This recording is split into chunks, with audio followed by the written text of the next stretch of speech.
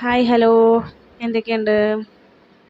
ആദ്യമായിട്ടാണ് voice over കൊടുക്കുന്നത്. അതിൻ്റേതായിട്ടുള്ള ഒരു ബുദ്ധിമുട്ടൊക്കെ ഉണ്ട്.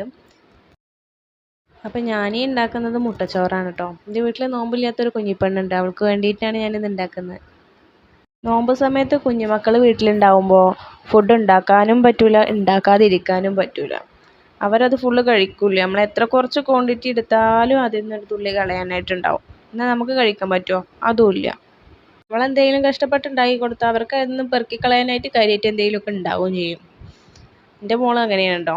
എന്തെങ്കിലും ഭക്ഷണത്തിൽ ഉള്ളിയോ ഇലയോ എന്തെങ്കിലും കണ്ടാൽ അപ്പം എടുത്ത് കളയും കേട്ടോ.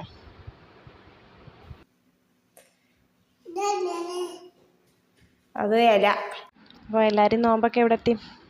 ഞാൻ ഇന്ന് നോമ്പായിട്ട് ഇഡ്ഡലിയും ദോശയും ചട്നിയൊക്കെയാണ് കേട്ടോ ഉണ്ടാക്കിയിട്ടുള്ളത്.